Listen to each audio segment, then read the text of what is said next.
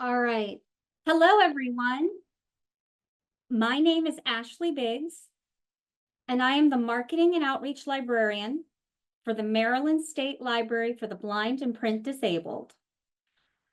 I'm so excited you joined us today for the first ever Inclusion Showcase. I would like to personally thank the satellite host sites for broadcasting this event today.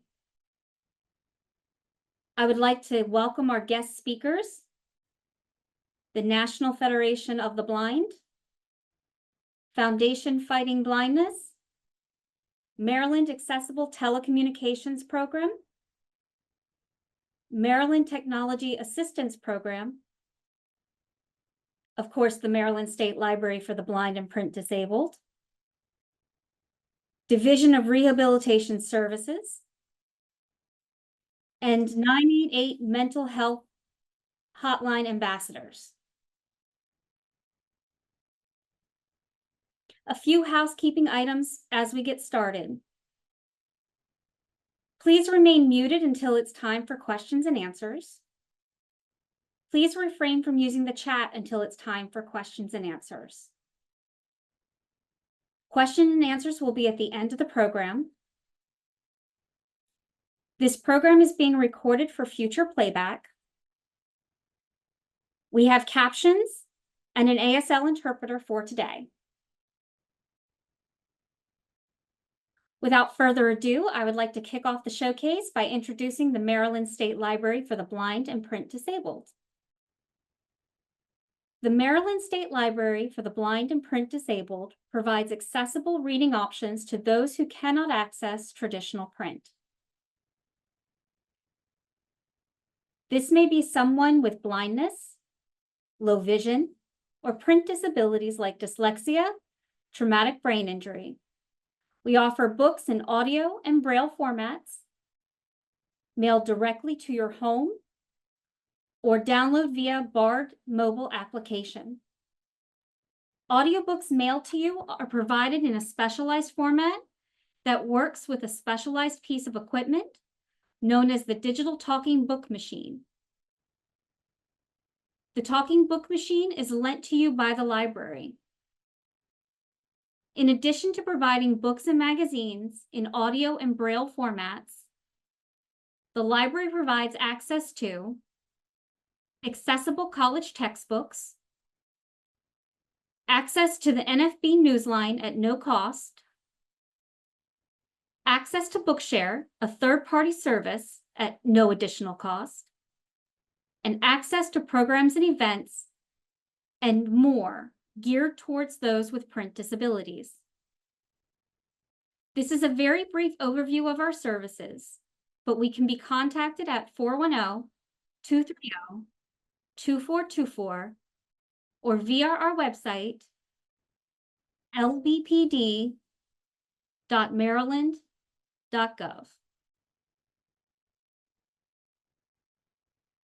Next, I would like to introduce Bailey Boatsman. Bailey is the Regional Field Director, East for the Foundation Fighting Blindness. She works with the field to help support local communities by connecting them to local resources, education on low vision, as well as raising funds for sight-saving research. Bailey is a West Virginia native, but currently lives in Frederick, Maryland with her husband. She resided around DC, Maryland, and Virginia for the past 10 years. Great. Thanks so much, Ashley, and thank you all for joining us today. Like Ashley said, my name is Bailey, and I'm the Regional Field Director for the Foundation Fighting Blindness. So just to give you all a bit of information about the Foundation Fighting Blindness. So our urgent mission is to drive the research that will provide preventions, treatments, and cures for people affected by retinitis pigmentosa, macular degeneration, Usher syndrome, and the entire spectrum of retinal degenerative diseases. We also offer a no-cost genetic testing program for individuals who have been clinically diagnosed with an inherited retinal disease. Since inception in 1971, our foundation has been able to raise over $915 million for retinal research and public health education. We've also been able to help identify over 270 retinal disease causing genes, help launch potential treatments for over 45 plus clinical trials, and been able to fund 93 grants in the year 2023. So a few different ways to get involved with the Foundation Fighting Blindness is that you can get involved with a local chapter. We have 2 different chapters in the DC, Maryland, Virginia area. And these chapters are really the beacon of hope for those in the low vision community. They help connect them to local resources, help educate on low vision, as well as be able to connect people to the larger community of what's out there for those impacted by low vision. If you are interested in getting involved or learning about the many other pieces of the Foundation Fighting Blindness, you can feel free to reach out to us at info@fightingblindness.org, or you can visit us on our website, which is fightingblindness.org, and we'll be more than happy to get you connected. Thanks so much, Ashley.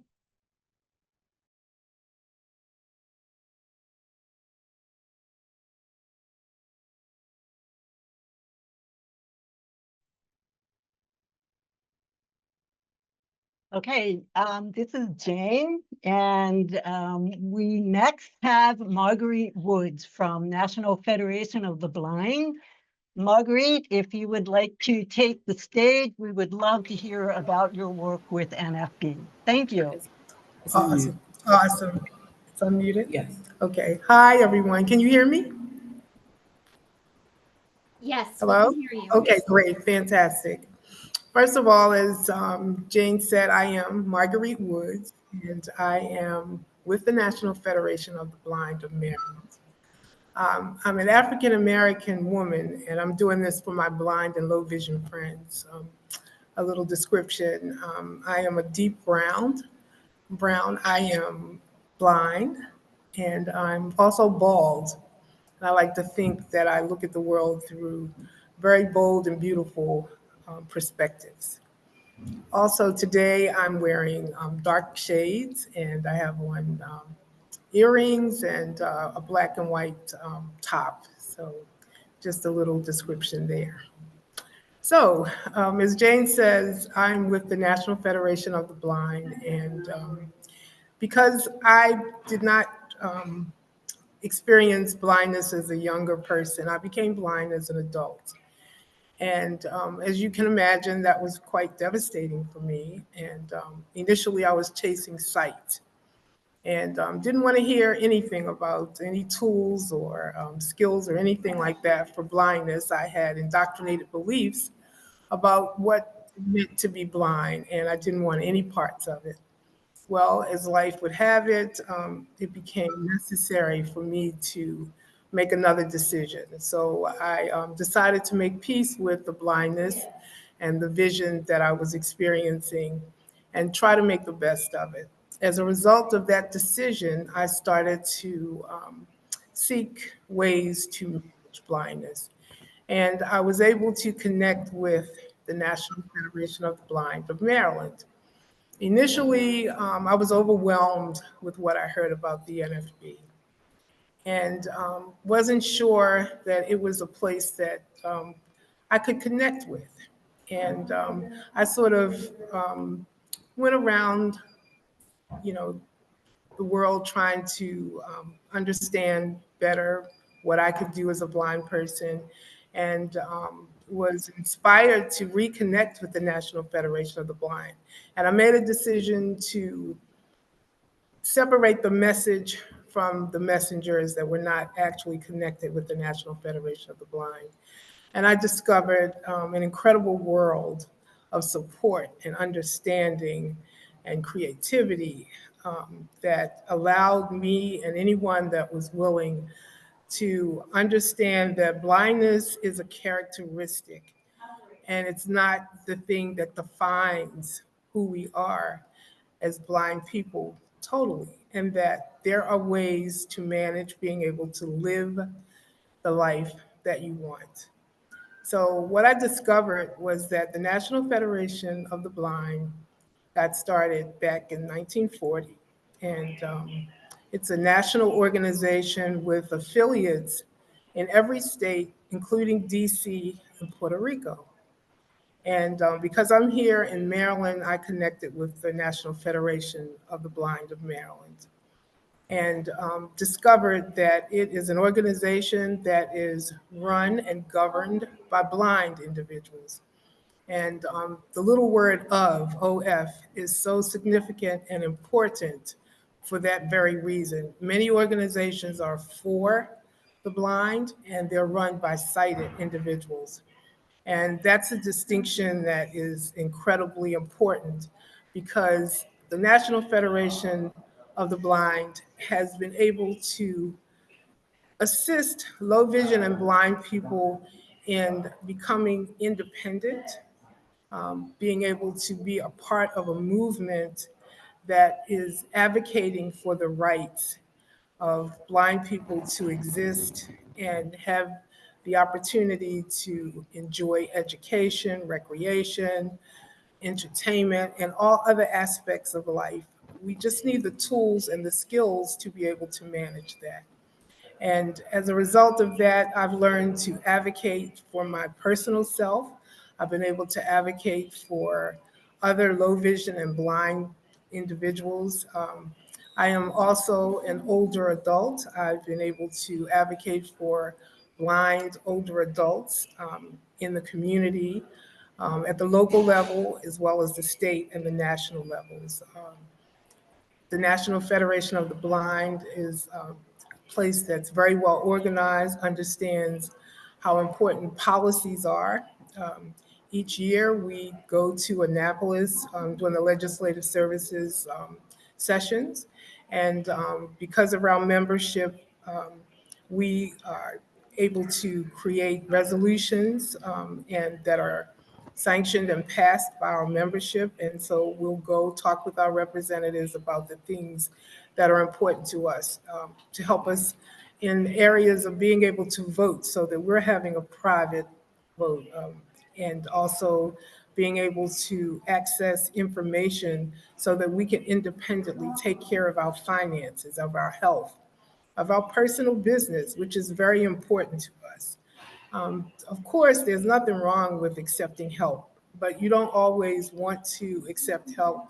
And because of technology and other skills, you don't always need to accept help. And to be able to empower young adults, young students, toddlers, and older adults is a mission that the National Federation of the Blind has become very, very proficient at. There's a program for toddlers, our Bell program, which is very significant. It's Braille enrichment, literacy and learning for young students, I think between the ages of 4 and 12, and they're getting an early start on how to be independent, how to use a white cane so that they can navigate the areas around them and so forth, so that they're learning how to be okay in their environment. And they're being taught by low vision and blind adults and young individuals so that they're also inspired and understand that, yes, I can live as a blind person. Blindness is not the thing that will hold me back. And that's an important thing to understand through experience. It's one thing to talk about that, but as an individual who has experienced it, I've learned that that is actually what happens. I became more independent with skills. I was able to connect with my community, stand up for the things that make a very important difference to me and my community. In addition to that, I've been able to travel and go to other countries and also learn about how blind people are faring in other places and recognizing just how powerful the National Federation of the Blind is to the success of all blind people. It doesn't matter what your age is or your gender or any of that. And we're a very open organization. We accept and welcome every walk of life. And we support the right for people to exist in all the ways that are possible for them.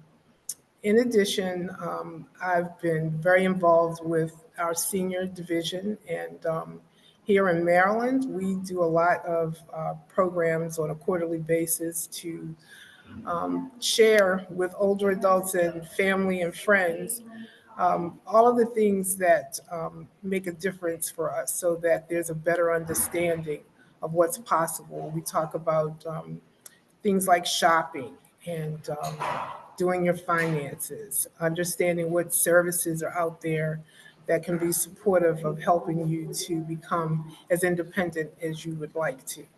We also help with learning skills and connecting with training facilities, high quality, and asking for those things that really do make a difference. We connect on the national level so that on the local level, we're staying in touch.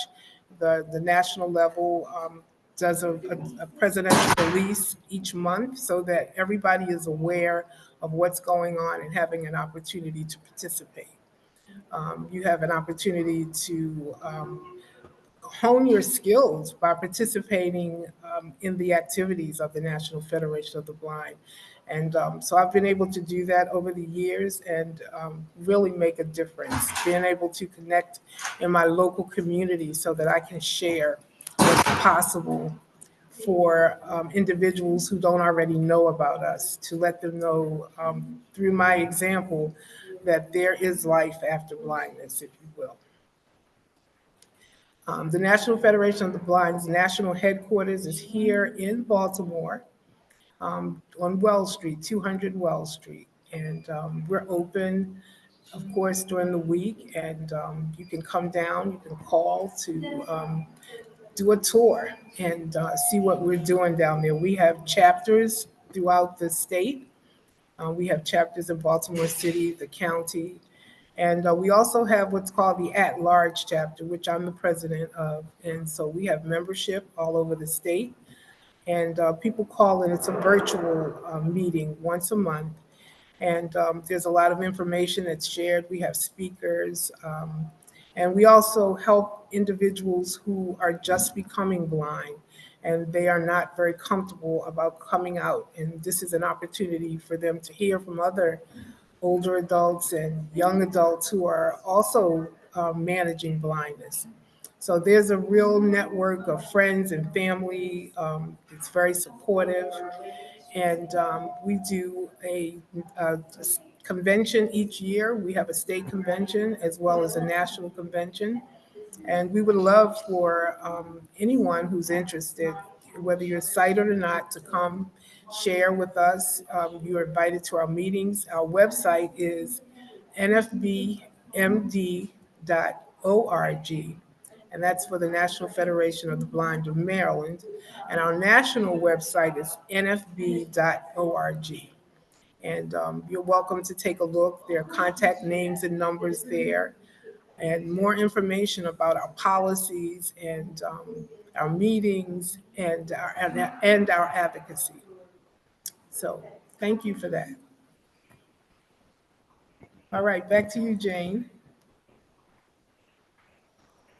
Thank you so much for that information, Marguerite. I love that NFB is a very mentoring organization where people who experience a disability are supporting others experiencing the same disability. There's nothing like relating to someone who walks in the same shoes as you. Thank you, Marguerite. You're very welcome. Yeah, okay. So I have a PowerPoint that I set up, and I don't know, Ashley, we might need to take Bridget off of Spotlight to allow that PowerPoint to go up. And let's see. You should be able to share your screen and it should move her to a small window. All right, and I just lost my PowerPoint, so give me a second.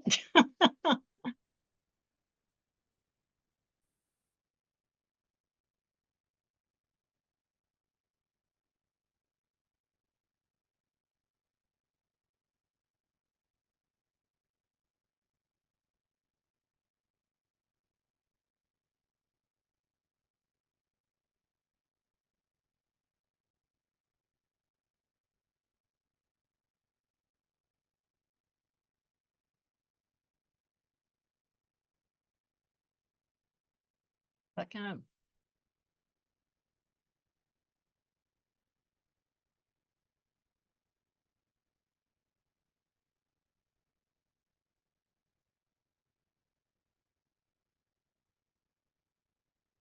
Okay, is everybody seeing the PowerPoint that's up there?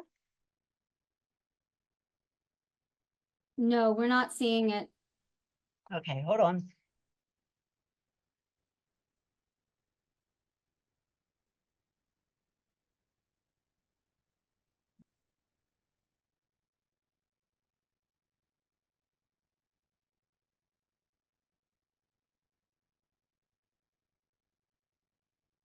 Okay, how about now? Yes, it can be seen. Okay, wonderful. Okay, so thank you all so much for being here and for all our participating libraries. My name is Jane Hager. I work with Maryland Accessible Telecommunication Program. I am a middle-aged woman. I was gonna say that I have graying hair, but when I actually saw myself on camera, I realized, wait a minute, I have gray hair, period. I also have round brown glasses and wear 2 hearing aids. I have a severe, profound hearing loss. And I have a big gap between my 2 front teeth. So a little bit about me. That's all I want to say about me. But I do also want to say that as far as the PowerPoint that I'm going to show, basically, they all have the colors and background of the Maryland state flag. So yellow, black, red, white.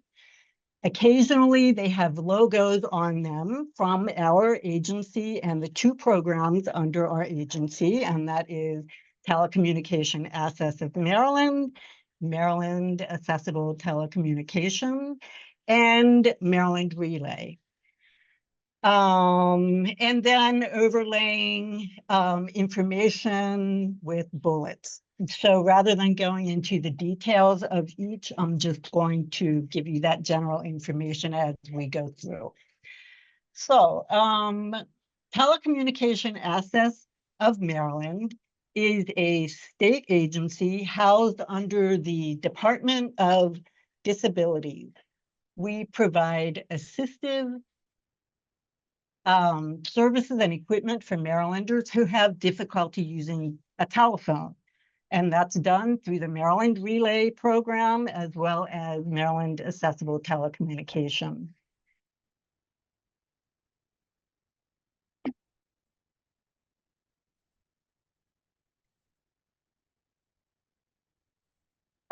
So what does Maryland Accessible Telecommunication do?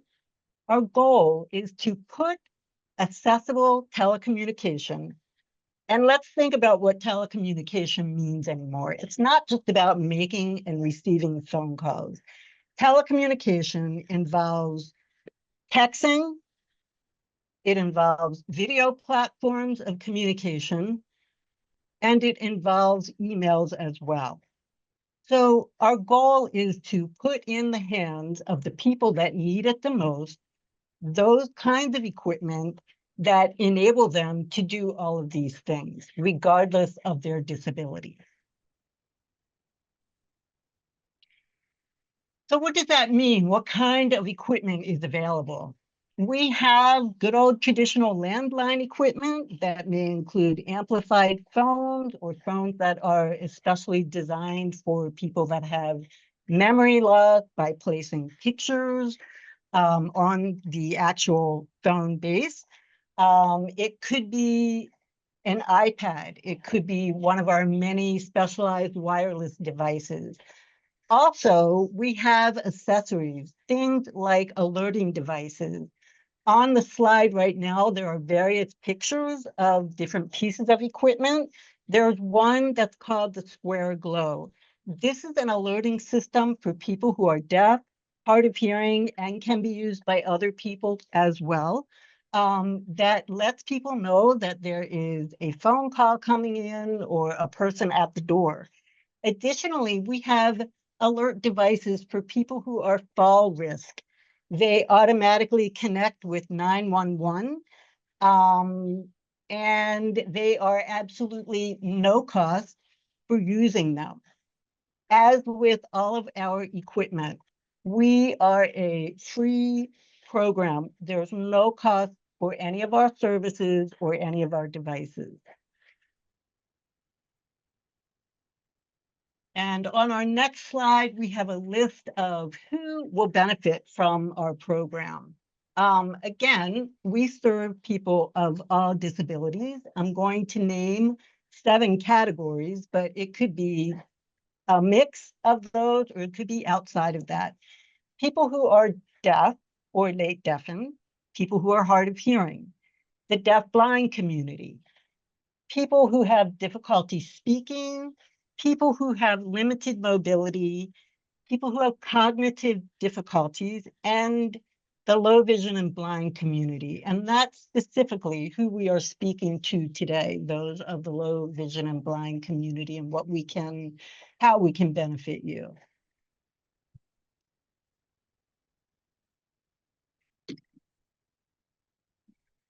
Our next slide talks about the eligibility for our program, who qualifies. First, you need to reside in Maryland. Second, you need to be at least 3.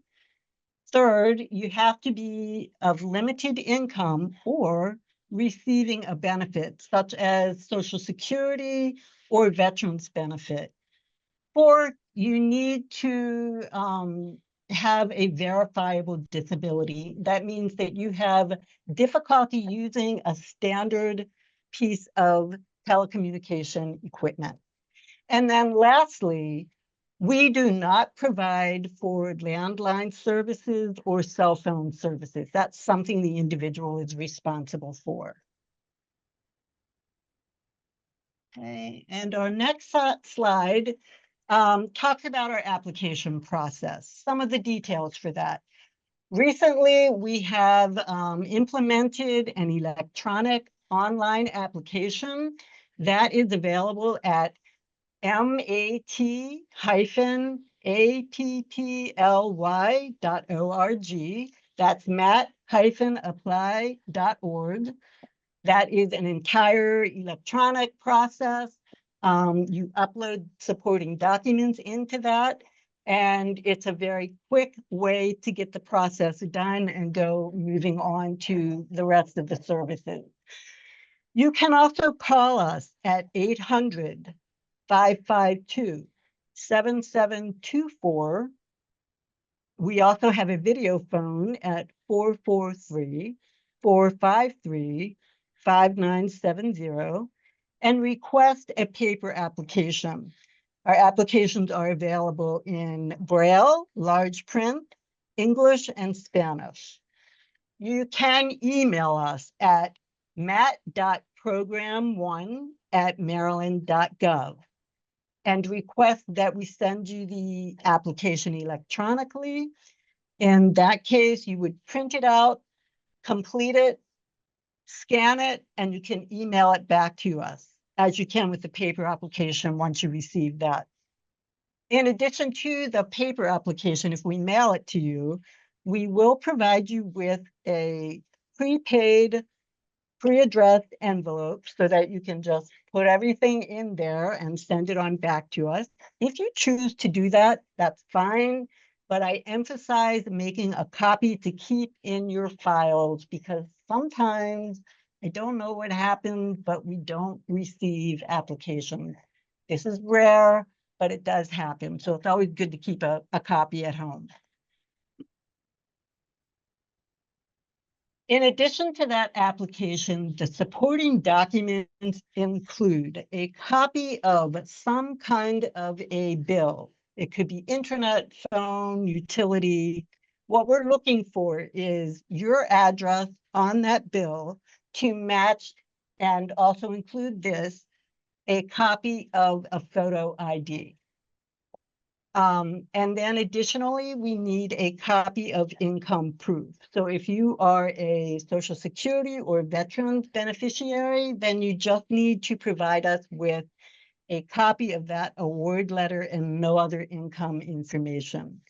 If you are earning wages, our cap is 400% of federal poverty level, which is very generous. That's $60,240 for a household of one, and that increases according to household size. And so we would need copies of 2 most recent pay stubs. You can also provide copies of income tax returns.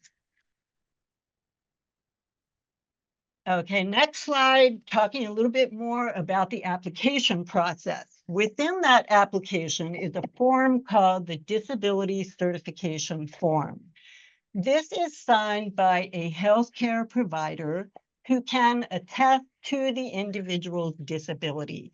It's very simple. It's 1 page with the top third being your specific information, and the bottom 2/3, a few simple lines for the healthcare practitioner to complete, followed by a series of check boxes that would indicate your disability. And what they're attesting to is that, yes, indeed, this person has a disability and they would benefit from this program. So we don't need lots of medical verification or anything like that. Next slide is about how, again, you can contact us, and that is matt.program1@maryland.gov. You can get in touch with us to request an application. You can scan a completed application and supporting documents to that email address. Again, you can fax information to us. The fax number is on the application itself, but that number is 410-767-4276. And of course, you can submit your application just by mail. What happens next? You will receive an email or a letter saying that your application has been approved.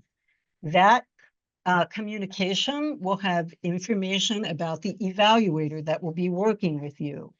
You and that evaluator will connect and you will schedule an assessment.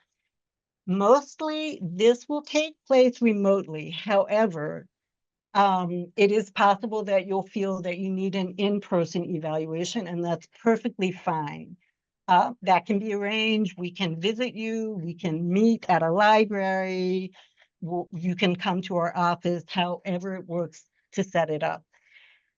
So what happens during that process, the evaluator is going to ask you lots of questions and narrow down the choice of equipment that's going to be the best solution to your needs.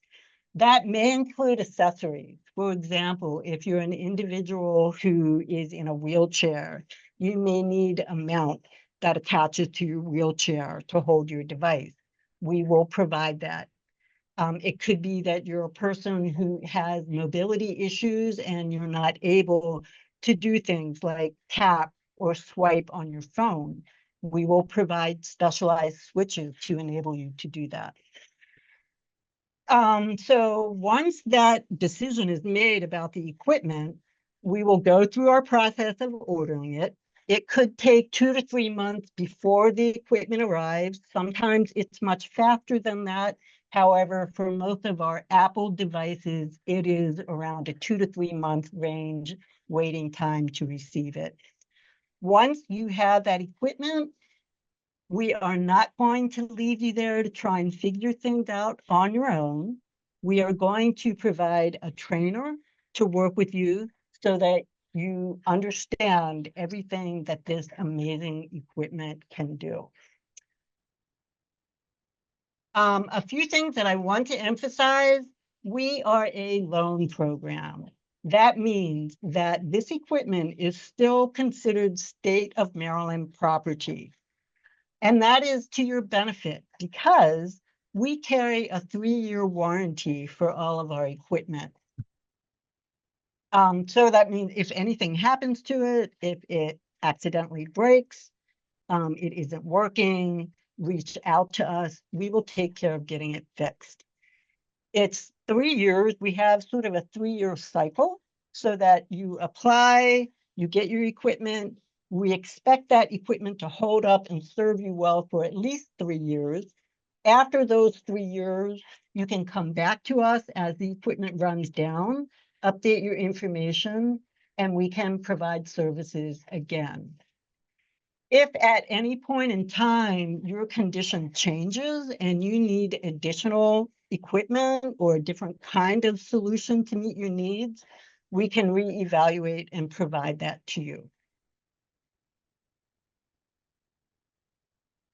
So we are speaking to a low vision and blind audience, and if you are fortunate enough to be at a library location with one of our absolutely fantastic superpower trainers, please take some time to meet them and get introduced to some of this amazing, some of the amazing equipment that we provide.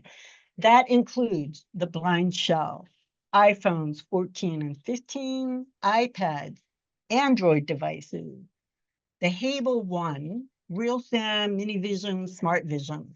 You may not know or understand anything that I just said, but let me tell you, these devices are amazing. They enable a blind person to do things like read a label, read incoming mail, take AI, look around a room and see what's in the room, navigate the community easier, pick out your favorite pink shirt and purple pants to wear. It's just absolutely amazing what this equipment does, and I'm excited to be here telling you about it, and more excited that someday you'll be able to use it if you are a low vision and blind person. So again, our contact information is 800-552-7724. Video phone 410-801-9618. Email address mat.program1@maryland.gov.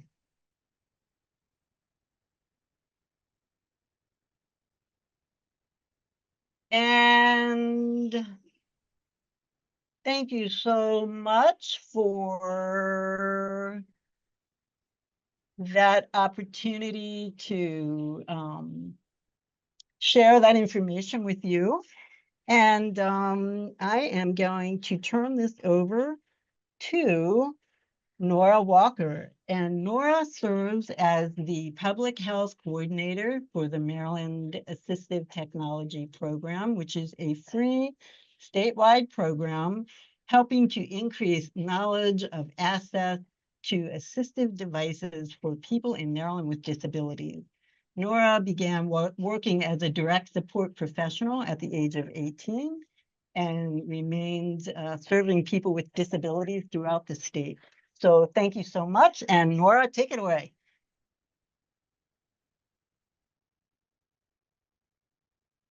Hello, thank you so much, Jane. As Jane mentioned, my name is Nora Walker. I am a white woman in her early 30s, and I have long red hair with bangs. I'm wearing a kind of orange button-down shirt. Give me one moment while I share my screen.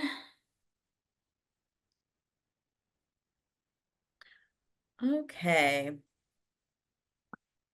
Is that slide deck visible to everyone? It is, Nora, it just needs to be put on, yeah, you got it. Thank Perfect. you. Thanks again. So I am the Assistive Technology and Public Health Coordinator for the Maryland Assistive Technology Program.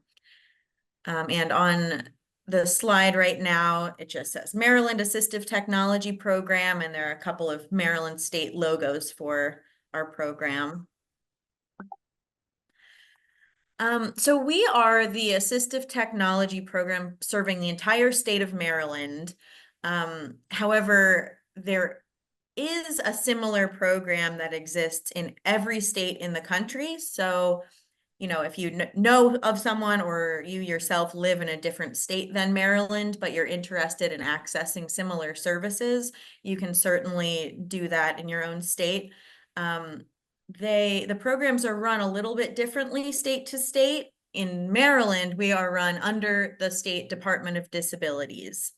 And all of the services that we offer are focused around helping folks with disabilities and kind of their cohorts. So family members, educators, people in their circles to learn more about and access assistive technology to support them to live the lives that they want to in the way they want to. So I like to begin by kind of laying down a working definition of what assistive technology means, because it's a really broad term that encompasses a huge spectrum of different kinds of things. And I think that's important to, you know, consider as we're talking about our program, what we offer. So assistive technology can be anything from something as simple as a handheld magnifying glass or, you know, a foam grip that you can slide a pen or pencil into to make it a little easier to manipulate, up to things like screen reading software, smart home technology. Here pictured on this slide right here is a mechanical arm robot that can help a person to self-feed. So it's called the Obi, this device, and it's a mechanical arm with a 4-bowl compartment. It's hooked up to 2 switches, so 2 simple buttons, and it can be programmed to lift the spoon attached to the arm up to the mouth level of the user. So the user can just push one button to change which bowl the spoon is dipping into, and then the other button to scoop the food out of the bowl, bring it right up to that person. So even if they have very limited mobility in their upper extremities, they can still self-feed. So you can see that assistive technology can be almost anything, as long as it supports somebody to do something more easily or more independently. It also doesn't have to be something that was manufactured with the express purpose of becoming assistive technology or being used that way. It can be anything that somebody uses to help them do something. So, you know, if you use something in an innovative way or augment something to make it serve you better, then that becomes assistive technology. It's really more about function than it is about intent. So our program in Maryland provides a lot of different services, but we have sort of some core services, which include personalized assistive technology, consultations, and demonstrations. So we have assistive technology clinicians and specialists on staff that can do one-on-one meetings with people. You can also bring in your family members, caregivers, you know, healthcare providers, anyone to meet with the AT clinicians, talk about specific things you might be struggling with, and then be recommended different devices that might be able to support you or to address some of those challenges you're facing. we can do that in person, virtually, over the phone, whatever works best for you. And then we can provide demonstrations of many of these devices and then even issue short-term loans, usually a month at a time, of the devices for free so that you can get some hands-on experience with those things, make sure they work really well for you before you decide whether or not to kind of pursue a longer-term item for yourself. I can't tell you how many times I've spoken with somebody who hears about a device. It sounds really great. It sounds like it'll serve their needs. They spend hundreds or thousands of dollars on it without being able to try it, and then come to find that it doesn't actually work very well for them. So this loan program through our loan library is a good way to avoid that experience. And we can ship devices often right through the mail. Our main library is located in Baltimore City, so it's not easy for everyone to get here. And we can often ship things right through the mail to your home if that works more if that's easier for you. We also offer a financing program. It's a low interest loan program to help pay for a broad spectrum of things, including assistive technology. We host a lot of different kinds of training sessions, both in person and virtually. And we have a lot of these recorded on our YouTube channel as well, so people can go back and check out these trainings on their own time. We offer an information technology accessibility initiative. So we have IT accessibility specialists on staff that help to ensure that all of our digital content is as accessible as possible to especially people who use screen readers. And then they also help other organizations and government agencies to ensure that their digital content is accessible as well. And we host events also. One of our most popular events is our inclusive gaming night. There's an image on the screen right now of two people utilizing some adaptive gaming equipment at one of our inclusive gaming nights. So we have a lot of recreational assistive technology as well as other kinds of functional AT in the library. And in these inclusive gaming nights, we set them all up in a rec room or someplace, invite anyone who likes to game to come. We have adaptive equipment as well as standard equipment and 3 different video game consoles. And everyone can just kind of get together and play video games together. And it's usually a pretty fun time. So I mentioned that our main library is in Baltimore City at the Workforce Technology Center, right next to Morgan State University. That's definitely our most robust library with the largest amount of equipment, which is one good reason to ship things from our main location. But we also do have 8 additional community libraries around the state, so that if somebody lives on the Eastern Shore in Southern Maryland, really far away, but would still like to kind of get some of that hands-on experience, check out an array of equipment, meet with someone face-to-face, get some demonstrations.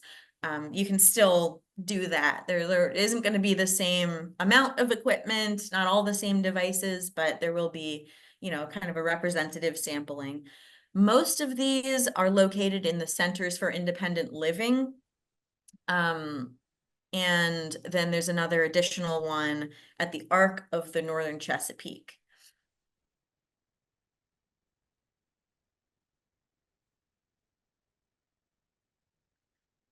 We also offer a reuse program, an assistive technology reuse program.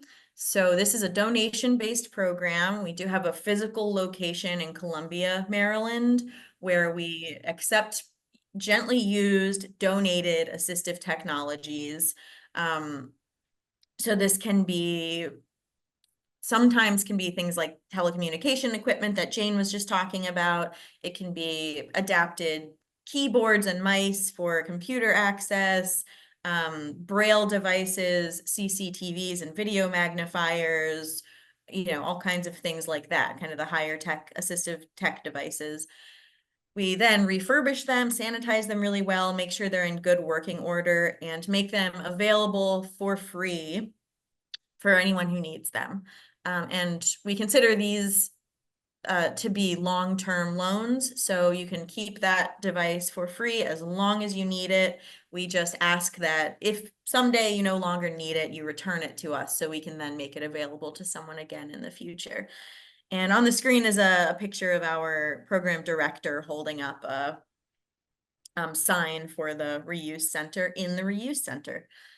There is a pretty comprehensive, updated online inventory of the items that are available in our reuse center. There is a link to that on this slide. I'll make sure to put my email address in the chat before the end of this presentation, and then also I'll go over our general program contact info. So if you would like a link to that or anything else that we're going over today, feel free to get in touch with me or reach out to our program. And then a little more in depth about the financial loan program that I mentioned. So it's a low interest loan program. The loans are issued to people who cannot otherwise afford a loan typically. So it's easier to be approved for these loans than a traditional bank loan. Loans can go up to between a few $100s up to now $70,000. The highest end loans are for adapted and non-adapted vehicles. You can take out a loan to finance accessibility modifications for your home, up to $20,000 for that, and then up to $10,000 for general assistive technology purchases.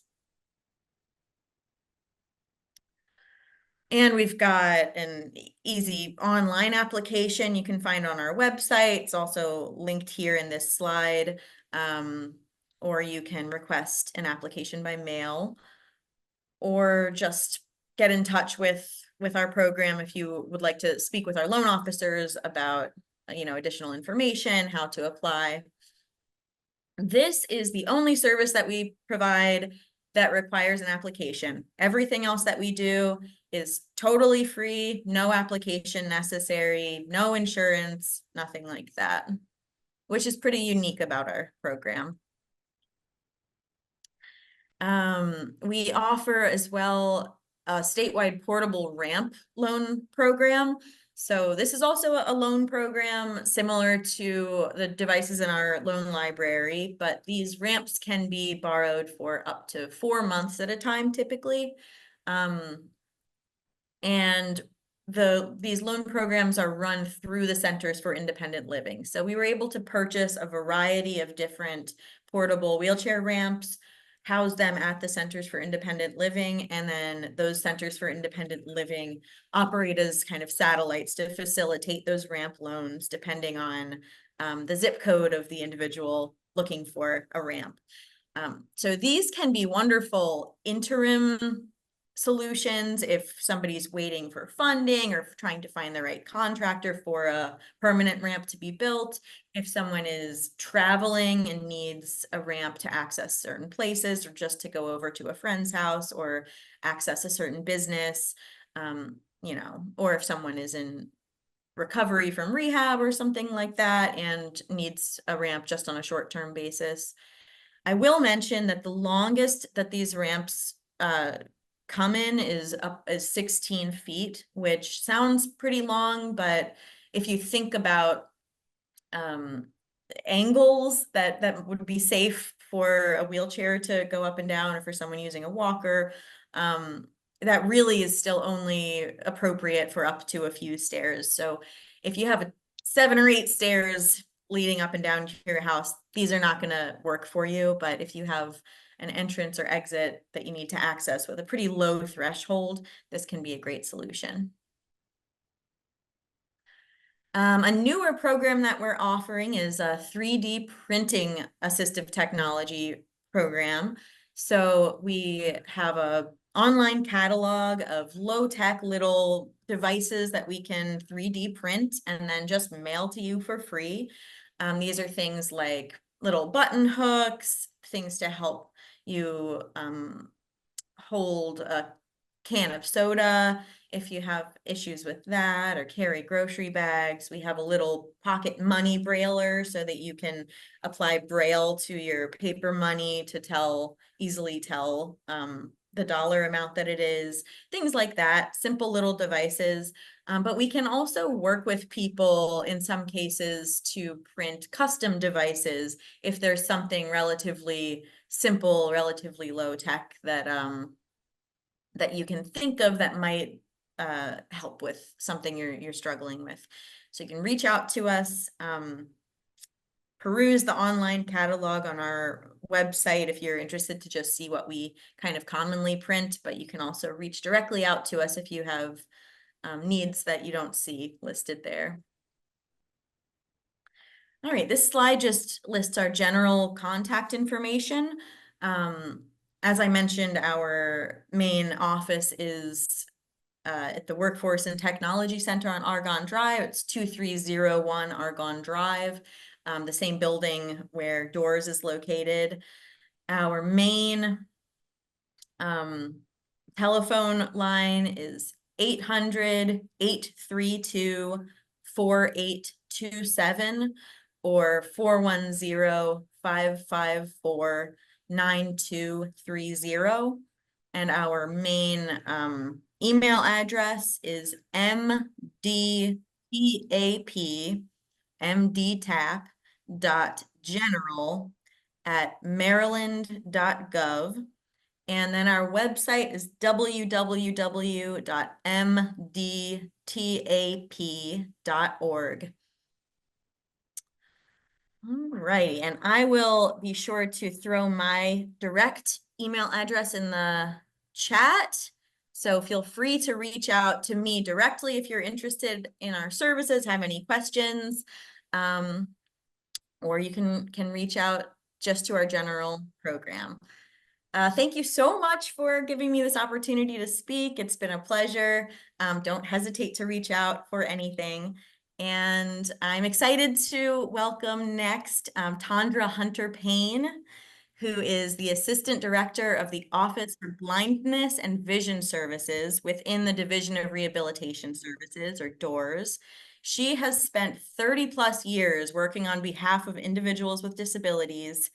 In her current role, she's responsible for overseeing the Independent Living Older Blind program, staff training, comprehensive services at the Workforce and Technology Center, and deafblind services. She has extensive knowledge of vocational rehabilitation and independent living services. So take it away, Tandra. Good morning, everyone. Can you all hear me? Yes, we can hear you. Okay, excellent. Good morning. I'm Tandra Hunter-Payne. Thank you so much for having me present here today. I am an African-American middle-aged female who is absolutely drop-dead gorgeous. So I just want you all to know that even if you see me differently, that's my story and I'm sticking to it. I just wanted to thank you all for coming today and to talk with you for a few minutes about more so about the Independent Living Older Blind program. The Independent Living Older Blind program is under the Division of Rehabilitation Services, which we're housed under the Maryland State Department of Education. And within DOORS, we work with individuals with all disabilities. However, this morning, we're going to focus on the Independent Living Older Blind program, which is for individuals who are 55 and older, not necessarily interested in work, although if you want to go to work, that's on our vocational side, really helping you to maintain your independence in your home. In order to be eligible for this particular program, you have to have a significant visual impairment, and you have to need and want services to maintain your independence in your home. We require medical documentation to verify your disability. So once we meet with you, if you have medical documentation, that's wonderful, that's great. We will collect that from you and determine your eligibility. If not, if you have a doctor that you've been seeing, we can contact them. You can sign forms. You can get it on your own. You can ask us to do it. Or if you have not seen a doctor in a while, we can also send you for a low vision evaluation or an eye exam to help us determine your eligibility. We have teachers, rehabilitation teachers around the state who provide the services all around the state. So once you are found eligible for services, we get you in and you're eligible, a teacher will do what we call a rehabilitation assessment. We prefer to do that in the home. We prefer to come out to your home because we can look at the home environment. We can see what when you're describing lighting or things to us, we will have a better understanding looking at your stove, looking at some things that we may be able to do to help you. Although we do have rehabilitation teachers, because the service is so popular, we also have vendors that have been vetted and approved by the state that we hire to also do assessments to come out to your home. Occasionally, we have to do assessments over the phone. Some people may request that we do them over the phone. And although we can do those, the best type of assessments are really in the home so we can see what's going on. However, sometimes the services may be you may need shorter services or something that's not too involved that we can do over the telephone. That would be a conversation between you and the rehabilitation specialist that you meet with. So once you're eligible for services, then we do what we call a plan, an individualized plan, an independent living plan. On that plan, everything that we talked about, everything that we agreed upon in terms of what we're going to purchase, what services we're going to provide, all of that is on the plan. And you're wondering, what kind of services am I talking about? So there are tons and tons and tons of services, all individualized to the person. So there is training on how to manage your personal care and household tasks, whether that's cooking, that's cleaning, that's making sure that you can manage your own bills. It could be labeling and organizing of personal care items, your clothing, your appliances, as well as your medications. Also safe cooking techniques. What kind of things do you need in your home so that you can cook safely? Can you still use the stove, or are we now looking more at other options like the air fryers and other devices? Orientation and mobility. How are you traveling, not only in your home environment, but outside? You want to still go to dinner. You still want to enjoy recreational activities with family and friends. How do you navigate safely? Do you need an assessment? And do you need training using a cane? Braille instruction. We also offer Braille instruction for those who would like Braille instruction. Learning to make sure that you can continue to even label things. If you want to just use Braille to label things, your spices, your canned goods, your clothing, things like that, we also offer Braille instruction. There's also use of assistive technology, low vision devices as well as high tech devices. Those things are recommended by either an OT, your doctor, or a technologist. They will let us know. And if you've been using something, we also want to hear about those things. But we also can do referrals and purchase those items.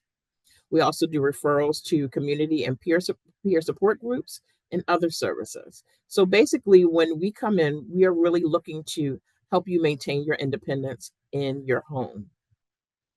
We set up a time that is convenient for you, for your family. If you need other people to be there, if you have other people involved, you set up the time with that teacher for the services that you provide. And last but not least, in terms of referrals, how do you get here? How would you even start if you're interested in services? So there are many ways. First of all, anyone can make a referral. A doctor, a family member, you can refer yourself. Anyone can make a referral. If you call let me give you a number. It's also going to be in the chat, but you can call our main office at 410-554-9277. You can also reach our website, and you can make a referral on our website at www.dors.maryland.gov. If you you can, yes. So the best way, and if you are not able to go online, and that's fine, call that main number. And if you call any number within doors, no matter which office you call, someone will be able to help you with a referral. Just tell them that, give them your information. They'll be asking you for your information, your name, your date of birth, and things like that.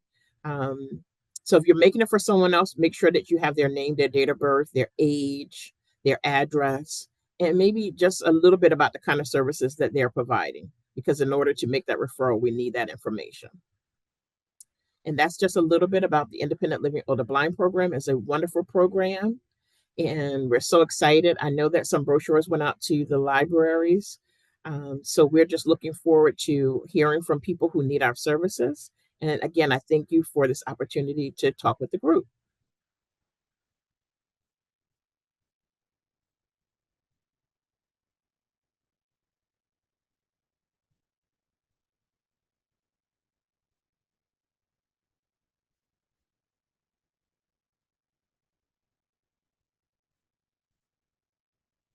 Kendra, thank you so much for that amazing information. And does that conclude everything for you, Kendra? Yes. Okay, all right. Thank you. Thanks so much. Wonderful program. So glad that you're here to tell us about that, and hoping that everyone can take advantage of it that needs it. And then lastly, we are going back to Marguerite Woods. She is going to give us some information about a wonderful, fairly new service called 988 Helpline. So Marguerite, if you would like to come back to the stage, that would be great. Awesome. Thank you, Jane. You're I welcome. appreciate that. Thank you, Tandra, for that wonderful presentation. I've had an opportunity to use those services, so thank you very much.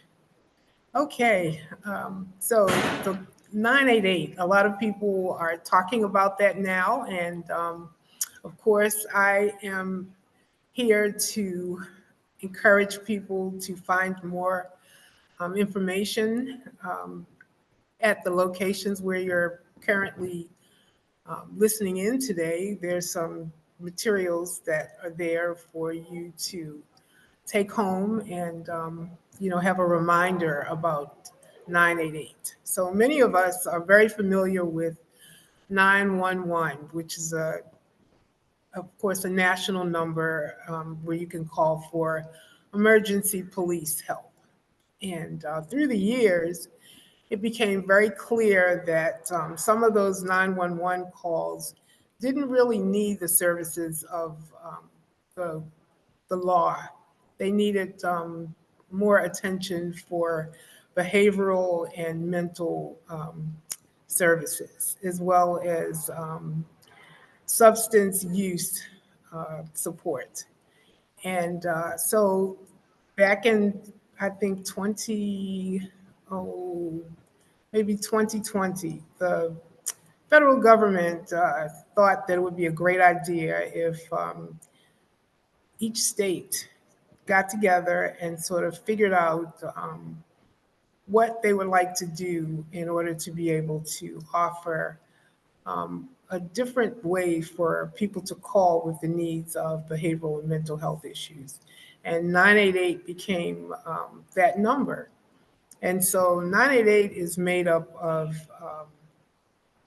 a network of local regions of responders for behavioral and mental health, as well as substance use support throughout the country. And every state is involved in this program, and to varying degrees. And the state of Maryland has been really supportive of 988 here.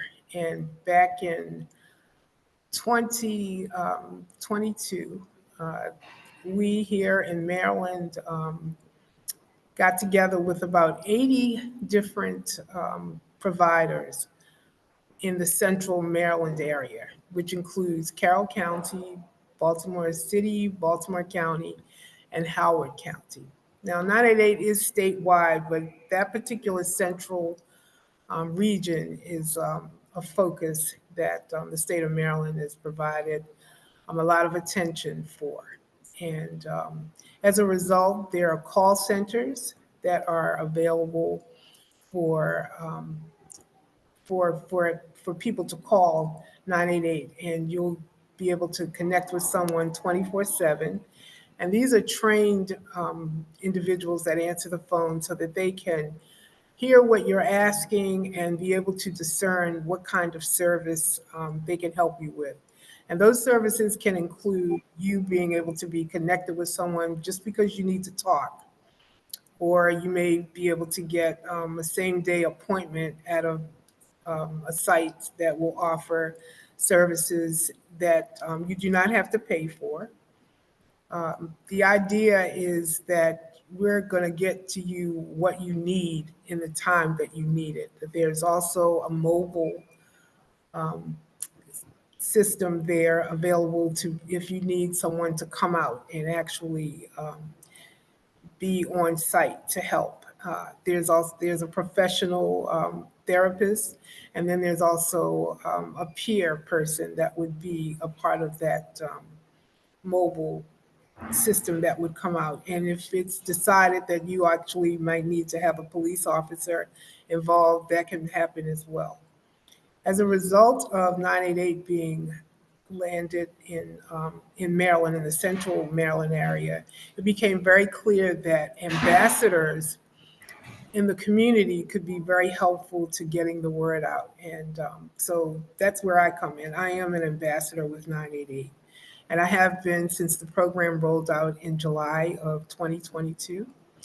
And I've been taking information into groups like this throughout the community, many programs that involve young people as well as older adults, so that people get to understand that 988 is available. And not only is it available, 988 wants to hear from the community so that they can do a better job of providing the type of services that really make a difference. And while it started off with call centers, the idea is that it'll end up being community clinics throughout the four regions that I talked about, so that the services are even more available, so that the type of services in particular communities are easy to obtain. A lot of people have been through a lot of stress over the past few years, especially with COVID. We found that a lot of people felt that they needed some mental services to help them manage. A lot of trauma informed opportunities have arisen, and through 988, those opportunities are capable as well. As an ambassador, also, I've been able to talk with different groups in the senior centers that I like to call older adult centers throughout the community.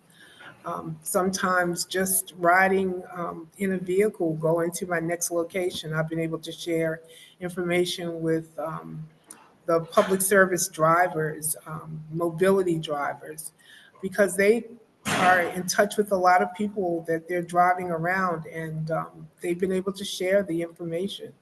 It's been something that I've spoken with people at a book club meeting, and they're very happy to get the information because they've got family members or friends that feel like they could use something to help them manage their daily lives in a better way. And so 988 has become something that is very helpful to individuals, to groups, and it's also an opportunity for the community to help 988 become a better or the best service that it can be for the community. So the opportunity is there, and 988 is very open to the things that they can do to improve how the services are provided. Because I am blind and I'm very connected with the National Federation of the Blind, I was able to connect in 988 with the National Federation of the Blind to help them figure out if their materials could be more accessible to low vision and blind people, to work with their individuals on creating their website so that it's more accessible. The call center has equipment and helping them to figure out how they could get equipment that would be available so that people with disabilities could also operate that equipment and become part of the community of helping to provide the services to the community through 988. And so what I'm trying to share is that 988 is by no means finished with becoming the best service that it can become. And so if all of us would take the time to give them a call and just kind of see for yourself how it's working, and give them feedback about how they're doing, whether you think that they're doing a good job or if they could do a job that's a little more accessible to another need of the community that they may not have been aware of. 988 has gone out for instances in the community where there's been some sort of trauma, and the entire community has been impacted. So they've sent out people on the ground to sort of talk with folks and find out what they need and try to connect them to the services that will help them, get past whatever the situation might be, or to get to the services or the materials that they may need in order to, bring some solution and resolution to whatever is going on in their situation. And so there are materials, like I said, that have been provided for each of the locations today. So hopefully, those of you who are here listening to the presentation will be able to get some of those materials and use them for yourself, and maybe even share them with family members or friends. And so, of course, the easy way to get in touch with 988 is to just call 988. In addition, there's always been a national suicide hotline, and you can reach that hotline still by calling 988 as opposed to the 800 number. And so that's not gone away, so that's still very much available to folks. And so if there's more information that you would like, or if you would like to know more about the ambassador program, I would be more than happy to talk with you and connect you. Again, my name is Marguerite Woods, and you can call me at 443-271-1668. Thank you. I'm going to turn it back over to you, Jane. Marguerite, thank you so much for that wonderful information. So important to have. And I'm going to turn this back over to Ashley to wrap up for today. Well, I would like to thank everybody who came today. We do have time for questions and answers. I know that we hit you with a lot of information. So if you have questions and you want to unmute and ask, we ask that you please do. If you would like to put them in the chat, we can monitor them there as well.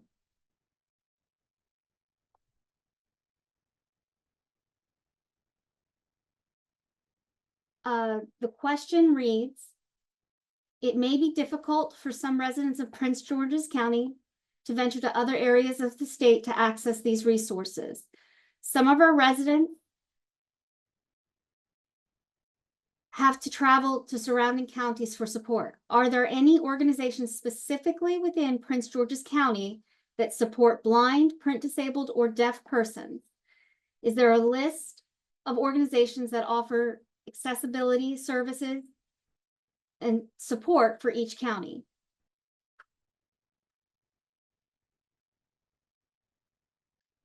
So that question is from Jamil. I hope I'm saying that right. So all of these are statewide services. Many of these services can be accessed through the US mail or through telephone. Specifically to Prince George's County, I don't have anything to offer you at the moment, but all these programs are statewide. Ashley, this is Jane jumping in. I would also like to say that through each of these services, well, I'm saying each of these, but the idea is that you make application, your application is approved, and then for our services with Maryland Accessible Telecommunication, that means that a trainer, if you're an individual who is low vision or blind, will actually come to you. They will meet the individual in person and teach them how to use their devices. And Nora, if you want to jump in a little bit about how the AT program is assessed, that would be great as well. Sure. Yes. So as I mentioned, we have smaller satellite libraries located in the different centers for independent living. In Prince George's County, that would be the Center for Independent Living called Independence Now. And I will put the link to their website in the chat right now. So they're a great resource that's kind of specific to Montgomery and PG County. They offer a lot of different sort of skills training things and some financing stuff and all kinds of different things. They also have this smaller assistive tech library as a satellite of my program. We are also able to ship devices through the mail to people in different counties who can't get to our main office. And we do lots of services virtually, whether that be over the phone or over Zoom or whatever the consumer would prefer. Thank you, Nora. I also just want to add that there are several supportive services that are joined through conference calls. And Ashley, I think the Maryland State Library for the Blind, I believe it's called Tech User Group, and that is the first Saturday of every month. And you can join that by phone and actually ask questions about technology. They have presentations about lots of different things. And then there's also a lot of support groups.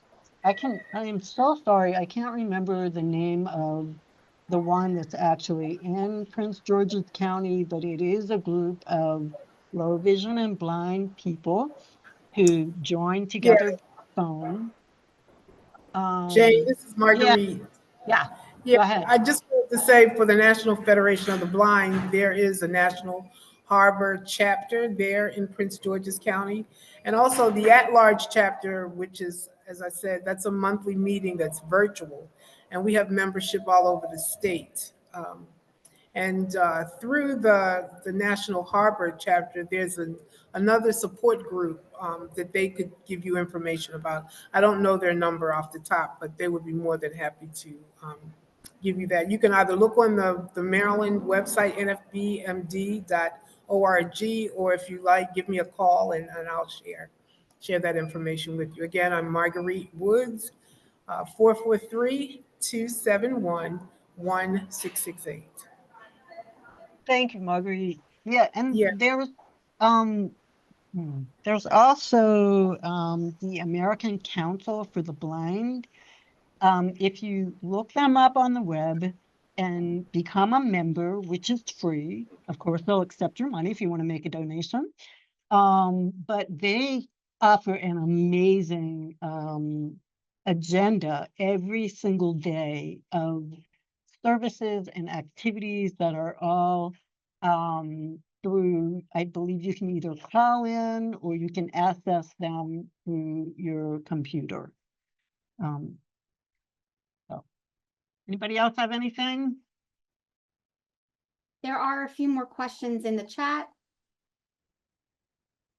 Okay. I'm just trying to scroll up to find them. Is there any support for people with cataracts?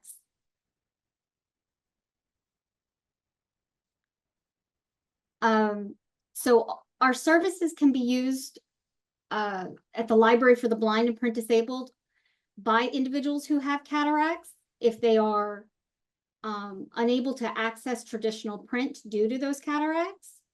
It can be a temporary use. I know some people choose to have cataracts removed.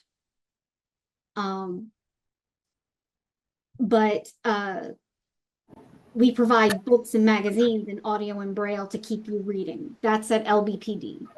Okay. Hi, this is Marguerite again. Wanted to share that with the National Federation of the Blind, we have Newsline, which is a national opportunity to tap into magazines and newspapers all around the country. And it's of course, there's not a fee. You do have to sign up for it. And the national number to call the National Federation of the Blind is 410-659-9214. And you could connect with how to sign up for Newsline, or you can look on the website, nfb.org, to sign up for Newsline. And you can access this through an app on your device, or you can access on your phone, which makes it, very, very easy to do. This is Jane again, and also I did not have a chance to really dive into services for people who are deaf.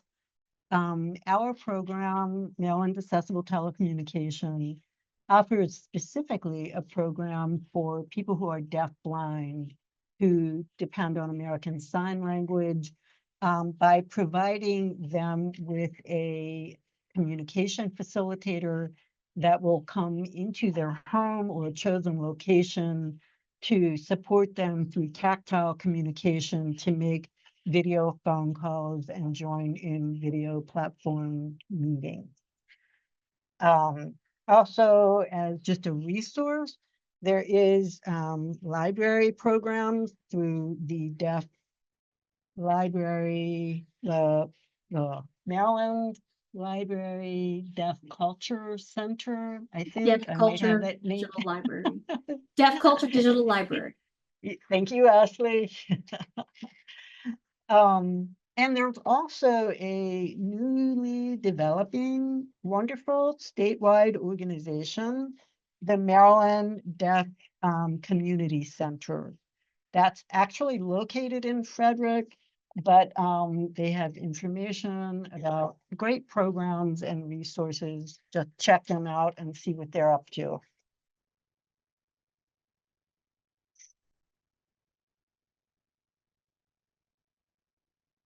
All right, well, I think,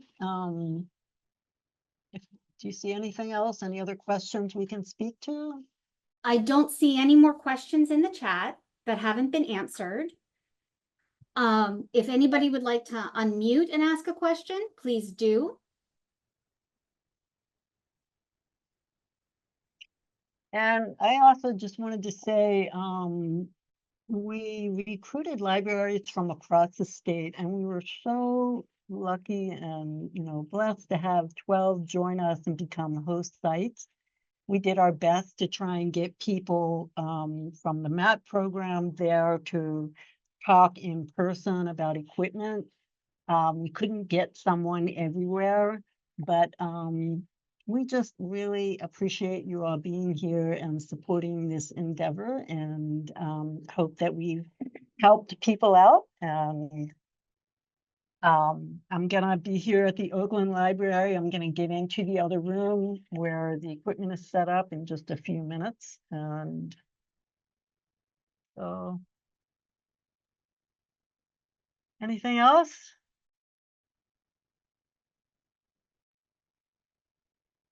I would like, this is Ashley. I would like to thank our host libraries as well. We had a tremendous amount of interest from across the state, and I am so excited that we were able to do this showcase. It's the first time we've ever done it, and I appreciate everyone being here. I'm going to again give you my name It's Ashley Biggs. And I can be reached at 410-230-2424. And if you have questions about today's program, questions about Library for the Blind, or looking for additional resources, do not hesitate to reach out and I will be happy to coordinate where you need to go.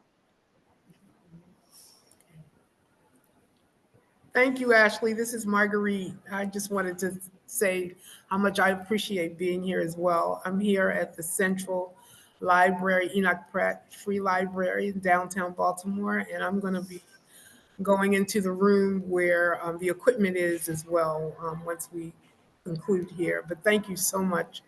Thank you, Jane, and each of the other speakers for your presentations as well.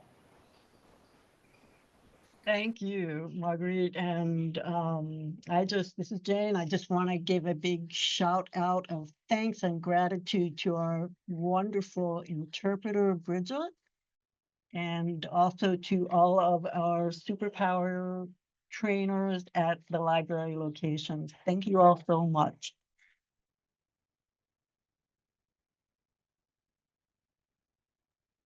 With that, I'm going to conclude the program today.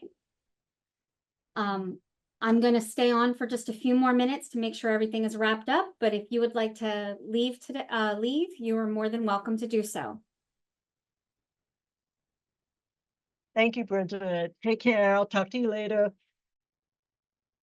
Thank you again, everybody. Have a lovely day.